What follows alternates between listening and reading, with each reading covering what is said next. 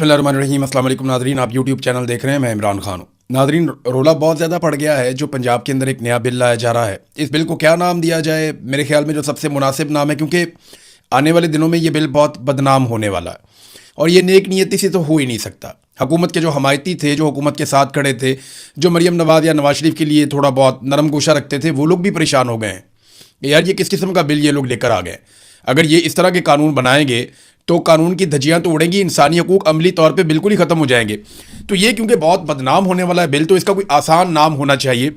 तो ये martial law bill, इसका मेरे ख्याल में अब तक मुझे जो समझ आया, आसान तरीन नाम इसका रखा जा सकता है, मार्शल लॉ बिल।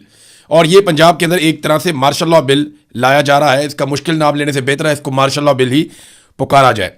ये पाकिस्तान में अब एक नया ट्रेंड है, यानी पंजाब के अंदर खास तौर पे खातून civil martial law administrator TikToker Maryam Nawaz साहिबा जो है वो अब एक कानून लेकर आ रही हैं जो उनका मनपसंद कानून है। इसमें मैंने मनपसंद इसलिए कहा कि जो एमपीए है जिसने ये बिल मुतारिफ करवाया वो खुद मुकर गया। उसने कहा जी मैं तो नहीं लेके आया। यानी ताज़ा अपडेट इसमें यह है कि नून लीगी एमपीए खालिद रांझा, जिनके बारे में कहा जाता है कि वो ये बिल लेकर आए, उन्होंने कहा ये बिल उनका नहीं है बल्कि पंजाब हुकूमत का बिल है और ये कानून वज़ीर आला पंजाब मरियम नवाज की मुशावरत से लाया गया है। और जो स्पीकर है वो कह रहे हैं जी मुझे तो आगाह ही नहीं किया गया। लेकिन अब सुहेल अफरीदी साहब ने एक स्टेटमेंट दिया है और एक सख्त स्टेटमेंट है उनकी तरफ से, क्योंकि 5 अगस्त करीब आ रही है। अगर तो 5 अगस्त का मोमेंटम बनाना है तो पाकिस्तान तहरीक इंसाफ को वो अनाउंसमेंट करनी चाहिए थी जो उनके इंटरनल मीटिंग में डिस्कस हुई थी।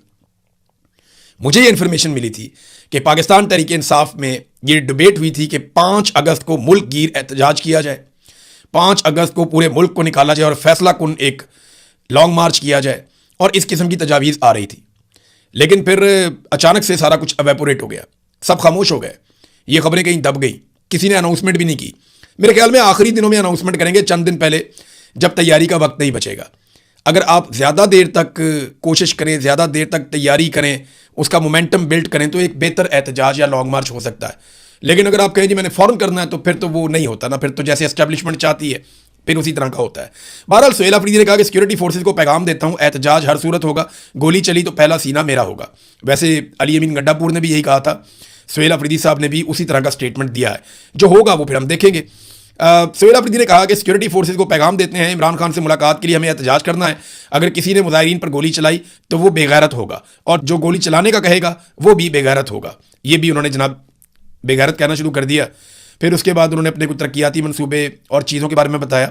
लेकिन सुहेल अफरीदी ने यह नहीं बताया कि ये जो सवाब दीदी फंड है इसके बारे में जो ARY ने खबर छापी वो खबर ठीक है या गलत है, क्योंकि उस खबर के मुताबिक सवाब दीदी फंड को लगभग 700% से ज़्यादा बढ़ा दिया गया है।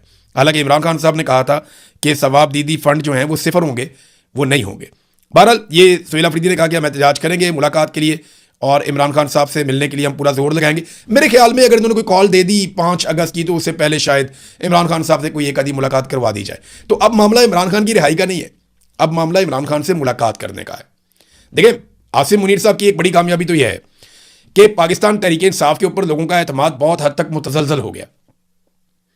अब हम ये बार बार सुनते हैं कि जनाब इमरान खान की फैमिली को कोई किरदार अदा करने दिया जाए जब तक कि इमरान खान साहब जेल से बाहर नहीं आ जाते, इसलिए कि वर्कर अब लीडरशिप से अब वो एनर्जी ले ही नहीं रहा।